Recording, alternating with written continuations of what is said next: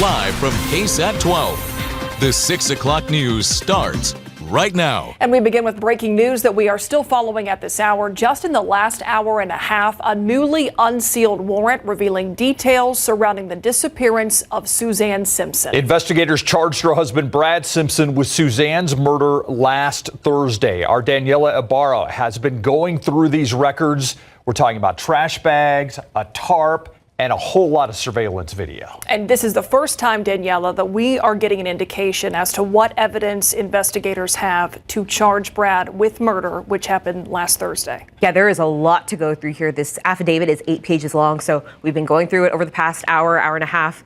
Now, here are the 3 big takeaways from this. Number 1, surveillance video from a Whataburger in Bernie. That surveillance video was taken on October 7th, around 9 in the morning, more than 12 hours before Olmos Park police say Brad Simpson reported his wife missing. The affidavit says that video shows some things in the back of Brad's truck bed. There's 3 big trash bags, a heavy-duty trash can, an ice chest, and a large bulky item wrapped in a blue tarp that's strapped down. And then later that morning, he goes to Home Depot to buy some more supplies. We're talking about Clorox disinfectant spray, insect repellent, cement, a bucket, and even more trash bags. Yeah, Quikrete, to be specific, is what he bought for the cement that you're talking about. Yeah. And it's observed, the same things are observed in the back of his pickup from a different angle at that Home Depot in Bernie. Yeah, I don't recall from reading that, but yes, yeah, the same things are in the back. And he asks a complete stranger there in the parking lot. In the parking lot at Home Depot, where's the nearest dump site. Yeah.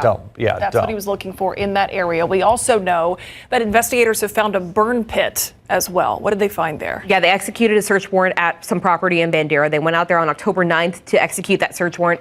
The day before, a Bandera County Sheriff's deputy contacted Simpson at the ranch, and they saw him standing in front of that pit. Now, the Rangers found a burned laptop and 3 cell phones in that pit, all belonging to Brad Simpson. An investigator says that's something criminals do to try to get rid of evidence. So that's pretty notable right there. Yeah, and they've been looking as well, combing a lot of different areas. Their phones, their own devices. There was some information in some notes on Brad Simpson's phone that they found notable in this affidavit. Yeah, those were some notes that were written on October 8th, according to the records. Brad Simpson apologized for assaulting Suzanne twice, once in August of 2023, and then the other time, of course, October 6th, which is the last day that Suzanne was seen. Those notes, by the way, were written the day before DPS and the Kendall County Sheriffs arrested Brad Simpson.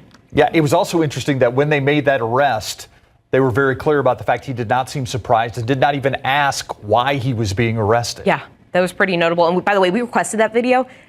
They are fighting us on that because it's going to be a key piece of evidence in this case. Yeah. It sounds like they have a lot of video. Like I said, a lot of surveillance video. They have some photographs, and not just, they have stuff at the Home Depot. They have a Whataburger. They have stuff at the school where their young daughter attends. Plus they have stuff on the interstate as he's driving from Bexar County to Kendall County into Bandera and Medina County, it sounds like. Yeah, and some of the most heartbreaking details that I took away from this affidavit is that she had told people that, he had assaulted her. I know the night that she went missing, or that she disappeared, I should say, on October 6th, she actually was going to a friend's house, and on the way to go see that friend, she made a call to her mom saying, "Hey mom, Brad assaulted me, he punched me."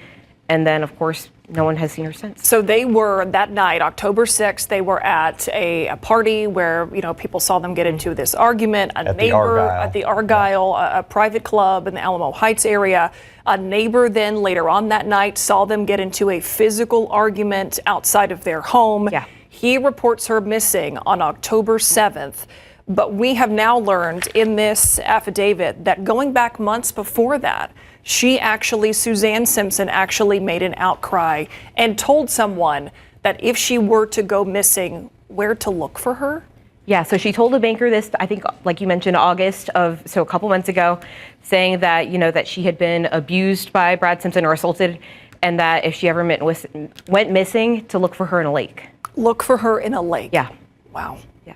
Clearly a woman who was fearing for her life, it seems like, with who she was confiding in. I mean, that was her personal banker that she told that. Yeah, and there were a couple other notable things that I found in this affidavit.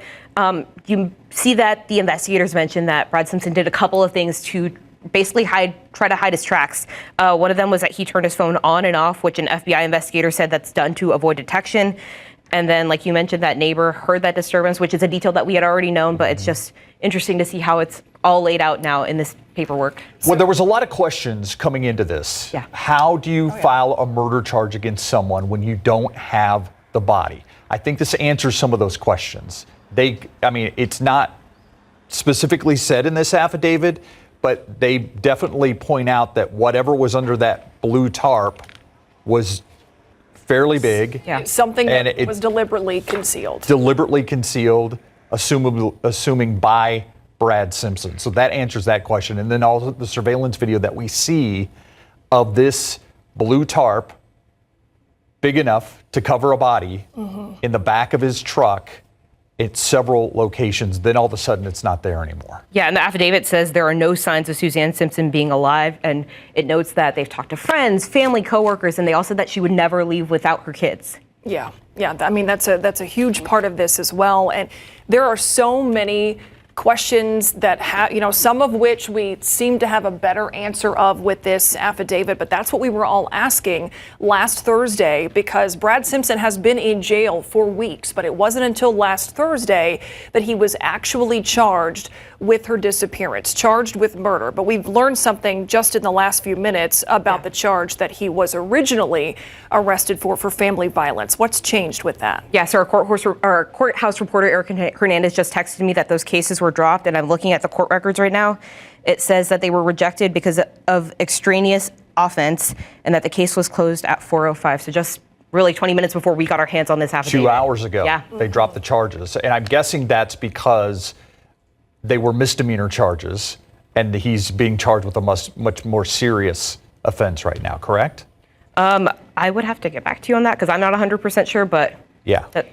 But the charge of family violence, the charge of unlawful restraint, that's what landed him in jail in the first place. Then there were the charges related to prohibited weapons. Also, a business partner of his faced similar charges, tampering with evidence.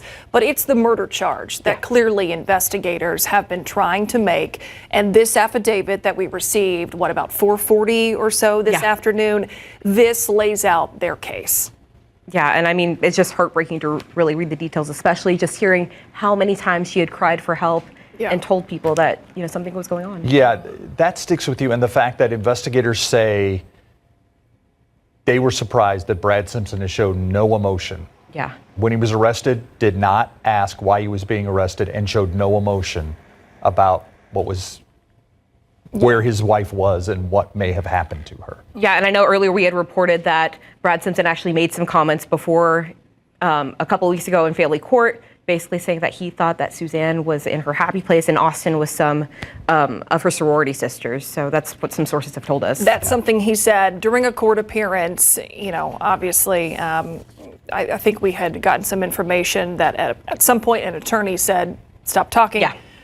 During that court appearance, but now this obviously gives us a clearer picture where investigators are coming from. And there's a lot to follow in terms of the timeline here. We have all of that spelled out on our website so you can backtrack and kind of get a better idea of how we went from October 6th, the last day Suzanne Simpson was seen, to this murder charge and the details that we know investigators say they have now. Yeah, we're going to continue to update it as the story unfolds. You can scan the QR code right there on your screen to follow along. Stay in the know. That's where we've got the latest timeline from the initial disappearance of Suzanne to Brad being charged with murder to today's developments as well. Daniela, thank you so much. Thanks, Daniela.